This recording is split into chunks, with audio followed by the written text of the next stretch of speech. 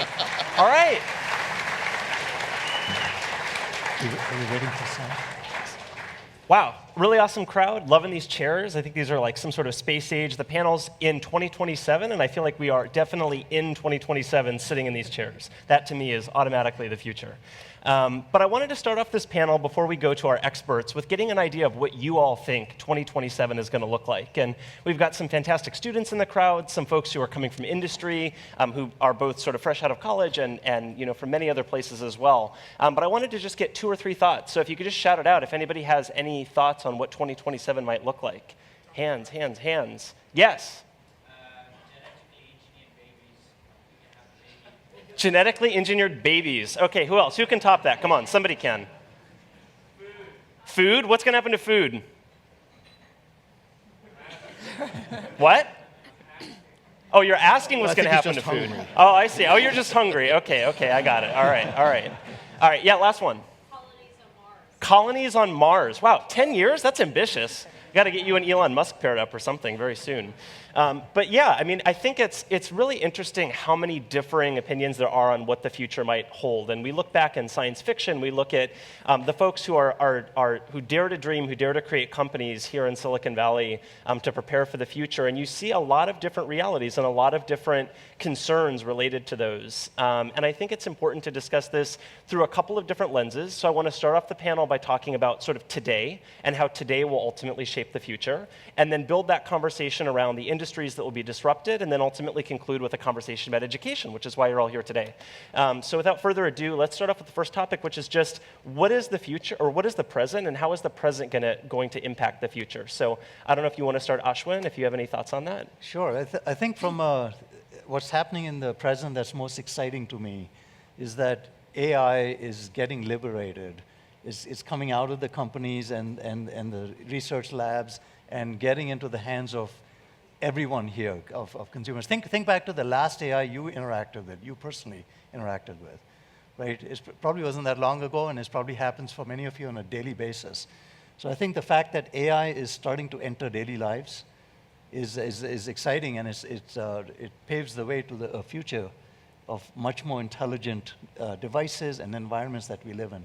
So you're bullish on AI, and Stephen, I mean, do you feel the same way? You guys are all, everybody on the panel for your background is coming from an AI perspective, so we'll probably get a lot of bias there, but I'm curious if you feel the same way. That's not bias, it's just observational. It's just reality, It's right? reality. Yeah. And I agree with Ashwin. It's not just the interactions with the voice-activated agents that we think of as sort of the popular science and science fiction versions of an AI. It's the interactions that we have every day with systems that maybe have their backends even powered by artificial intelligence, machine learning, natural language processing, computer vision. I mean, we see this in all kinds of professions where there's massive amounts of data to be dealt with, and the role that AI is playing in helping professionals in healthcare and in financial services and all these different industries kind of make sense of the avalanche of data that they're faced with today. So that's already happening, and I think the popularization of AI in terms of voice-activated agents is just making people more familiar with the access that they're having to that kinds of technology.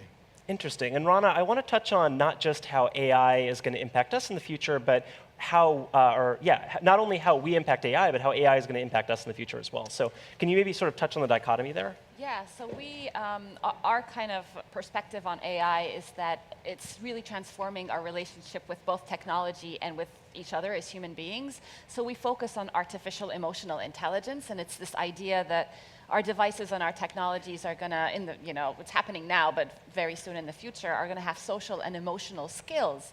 And when that happens, you can imagine, combinations of human and robot teams that work together, or even human and chatbot teams that work together. And I think that's going to put a lot of pressure on these AI systems, but I think it's going to also require humans to adapt in ways that we haven't really thought through, in terms of how do you become an effective team player when you have a hybrid human-machine teams. Well, so I think the most interesting thing about that is what is the human with respect to the machine, or vice versa, right? And as we start to question these long-held beliefs about what is an artisan, for example, or what is the value of a human-made good versus that of a machine, how do you see that playing out in the next decade?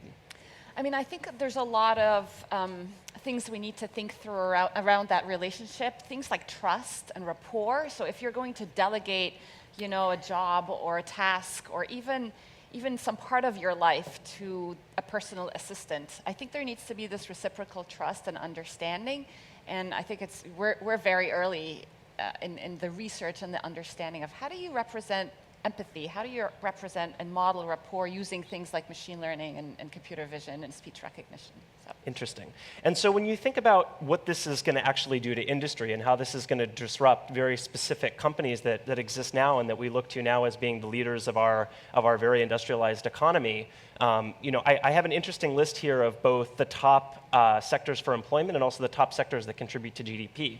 And I think it's interesting to sort of look at the dichotomy there. I mean, you see things for employment like retail and food services and local education, and then on the GDP contribution side, you see, real estate and finance and healthcare and insurance and a lot of, very different careers. And so, both of you coming from, a heavy industry perspective of both Amazon and IBM respectively, how do you look at those numbers and what does that really mean for the future of companies like yours? And I guess we can start with Ashwin.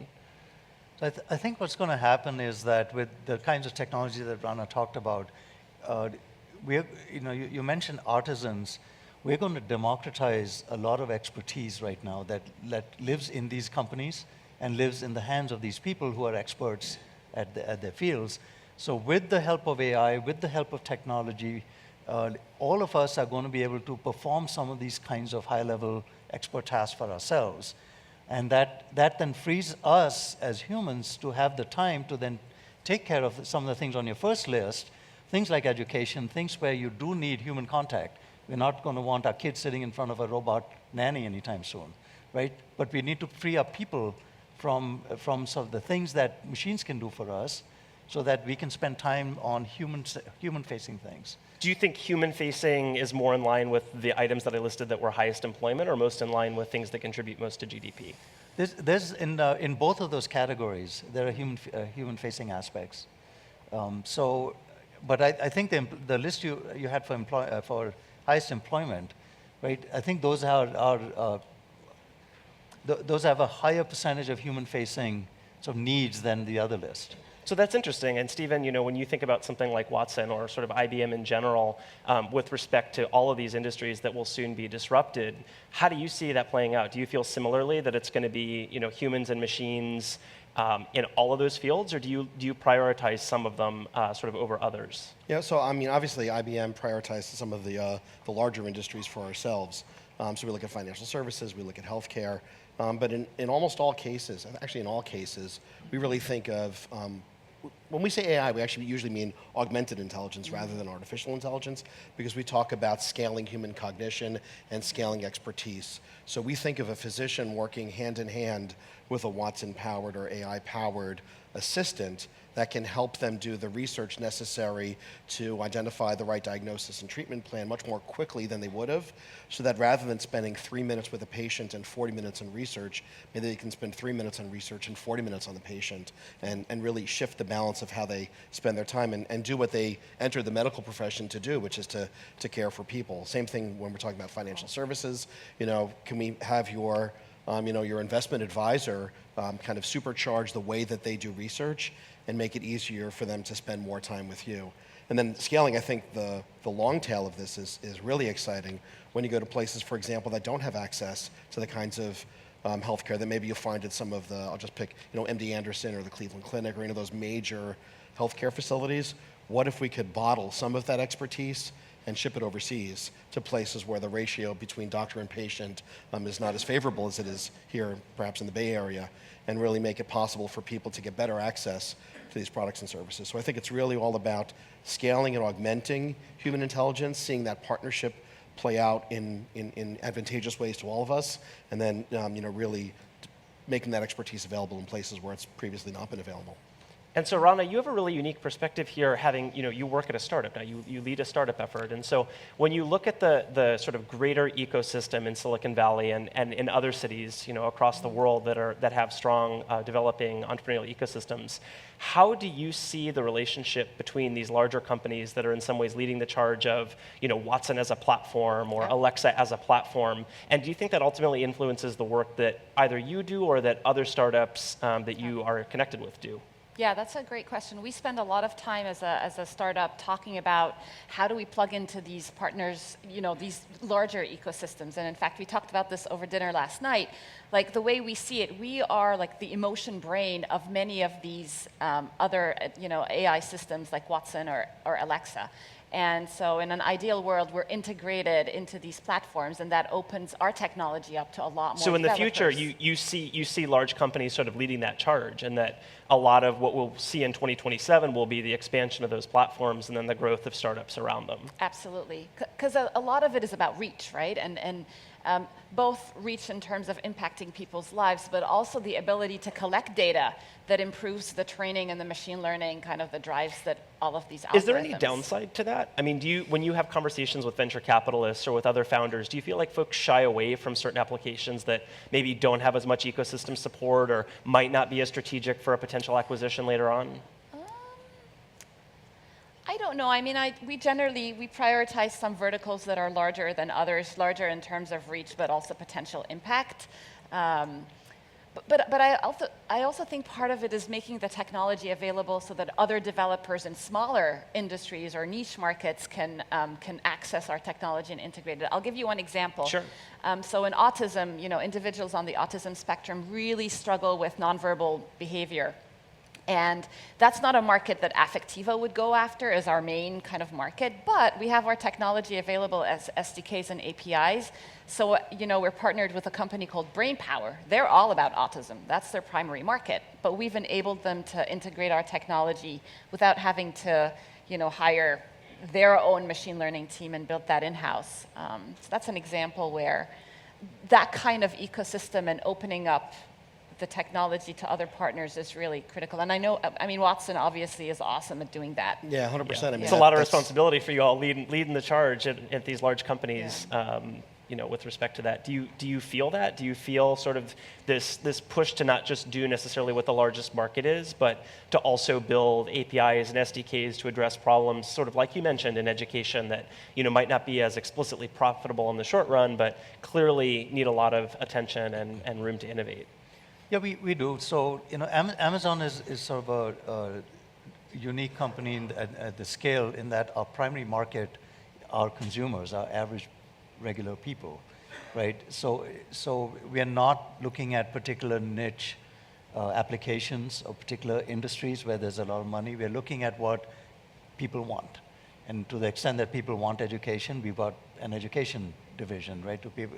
So we're really trying to address the needs of millions and billions of people directly.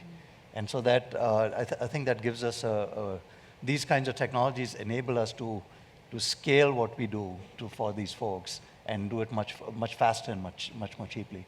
And so, Stephen, when you think about that, right, and you think about sort of the mindset that you have to address those problems, do you have any particular industries from the past, let's say maybe a grandparent or somebody else in your family lineage that worked a job that no longer exists that you would sort of love to see come back? Or is there a particular job that you just want to create? I mean, if you could create sort of any ideal job, is this like a food tester meets AI combo? Like, how do you sort of explain that? So I don't really think of it in terms of jobs from the past. I think if you look in the past, a lot of jobs that have been destroyed. I don't think anybody really wishes that they were working the fields in the ways that we had to work the fields before there was farming automation, for example. So I think many of the jobs that have gone away have been replaced by higher value jobs, and it's helped society, it's helped the GDP, it's helped people. The way IBM looks at this, though, is that very similar.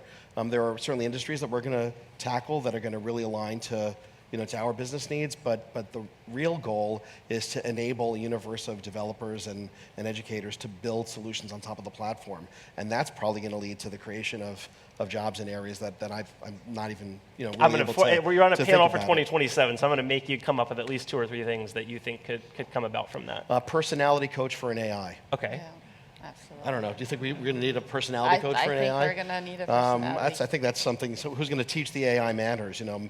Anybody else? Charm school for an AI. Anybody else got a good one? Anybody else in the audience? You guys have good ones? Somebody? You could literally shout out anything and it would count. We're talking about 2027. You could say AI walking, eating a popsicle, selling out of a hot dog truck, and it probably wouldn't be that outrageous. So, yes. AI telling us how to optimize our life. What? AI telling us how to optimize our life. What are we optimizing online to help? Optimizing our life. Optimize our life, yeah. Yes. Did you have something? Yeah, so how do you guys affect the kind of compliance regulations, for example, your healthcare example? Oh no, so I meant like sort of like specifically like jobs that you might see in the future. Nothing? Some kind of compliance thing, or regulatory thing? Yeah, I was just curious from a regulatory standpoint. Yeah. I think there's going to be a whole new class of AI operators, right? Like you now have medical device operators. I think there's going to be AI operators. They need to ensure that the AI systems are, complying to whatever regulations we have. I think there's going to be a lot of questions around morality and autonomy, like what can an AI system do and what can't it do, and what if it goes wrong? There needs to be somebody who can interject and reset it or retrain it. So I think there's a whole new class of jobs around I agree. that. I think, in fact, when more seriously than the Charm School for AI, when we talk about, what are the employment opportunities? We always talk about blue collar jobs and white collar jobs. Our CEO Jenny Rometty talks about new collar jobs that are going to be created, and it goes beyond just the sort of standard STEM types of roles. We all know there's going to be a shortage of computer scientists, in 5 to 10 years, if not there's not already one. But I think there's a whole category of jobs, data curators, who's going to, monitor the training data to make sure they're not providing biased training data to these AIs, who's going to, make sure that they're behaving in a moral and ethical way, as you said, compliance to a variety of regulations, acting in a way that people like. So the Charm School for AI idea, I think, is actually not that far-fetched. There's going to be people whose job it is to monitor the interactions and customer service for the AI to make sure that it's having the delight that we expect in the customer service sector. So I think there's a whole kind of swath of jobs that are going to be created around, maintaining, monitoring, training, curating, and basically the care and feeding of these systems over time. Yeah, I think that was a great segue, actually. Perfect, because at the end I wanted to make sure we save some time to talk about education and how we prepare to get to those points. And I think some of that's related to actually how we teach and what curriculum looks like, and some of that's related to regulation and sort of what's going to happen in that space to enable sort of new forms of teaching and learning and preparedness. And you all are at an Udacity conference today. There's a lot of conversation to be had around sort of what is the fate of the undergraduate institution, or what is the fate of K-12 education in countries around the world. So, Ashwin, when you think about a question like that, there's a lot of weight to that. But do you think that these institutions can keep up with the innovation that's happening in education, and should they? So I think they have to get with the times, right? Like any other large institution, whether it's in any industry, things are changing, and certainly the students here are a testament to that. And people want. People want to be educated in not just in new ways, but in new domains and with new kinds of skill sets. So, my prediction for AI, for example, is I think the future of AI education isn't actually about AI. It's about people. It's going to be about how AIs interact with people. We are going to teach design, customer experience, or user experience. We are going to teach psychology. And personalities and all these kind of things. That's going to be important in an AI degree. Do you think STEM's overvalued? I think STEM is absolutely essential. But I think that, I love the book, Dan Pink's book, A Whole New Mind, where he talks about, we don't want to overly index on left brain skills only. I think the right brain skills are going to get increasingly important. Gotcha. And when you think about sort of a skills-based education versus something that's a little bit more holistic, I don't know if you or Stephen, if you have any sort of thoughts around that and the value of a nano degree in today's economy, and will a nano degree be more or less valuable in 2027? So that's interesting. I'm actually a proponent of of both broad-based education as well as targeted skills-based education. And I think they do very different things, right? So I think, especially for people that are looking for second careers or looking to augment their skills, I think this kind of skill-based education, these nano degrees are absolutely essential, and it's a brilliant model. I'm not just saying that because Udacity asked me to come here. I think, though, that the broad-based education is going to be still an essential part of our culture going forward. I think there's going to be an interesting tension, and those tensions usually are healthy to see how the two kind of wrestle with one another. I think you'll see major educational institutions offering things that are like nano degrees, and perhaps Udacity offering more broad-based education over time as well. And these things are going to kind of, as I said, wrestle. But just to get back to your earlier comment, there's no way to say that STEM is overvalued. I mean, it's cliched, but it is absolutely essential to the future. The most important thing, though, is going to be to figure out how to take sort of the hard sciences and maths and marry them with psychology, design, human factors, because at the end of the day, it's not just how does the box work internally, but it's how does it interact with people and be part of that collaboration between human and machine, because together we're going to do more than either one of us could do apart. Fantastic. And just to wrap up here in the last couple of seconds, I want each of you to complete the sentence in 2027. So starting with Rana. In 2027, social and emotional technologies are going to become ubiquitous, and that's going to transform how we, quantify and diagnose mental health, how we democratize education, and I think we won't even remember what it was like when our devices didn't read our emotions, and weren't social. I hope so. In 2027, we will look back at our predictions and laugh. No. That is true. It's always the risk of these things is No, becoming no, a no. meme online, right? But you're not going to let me off the hook. I'm not even going to try. In 2027, every interesting decision that we make will be informed and assisted by an artificially intelligent system or an augmented intelligence system. Thank you. So in 2027, I think AI will cease to be a thing. It'll be ubiquitous and invisible. It'll be in everything, and we'll cease to we'll cease to focus on it as this special entity and just take it as a part of life, just like we do with, say, electric motors nowadays. We have dozens of them at home, and we never even think about them. All right. Well, thank you so much. Really appreciated all of your insights, and hope you guys enjoyed it too.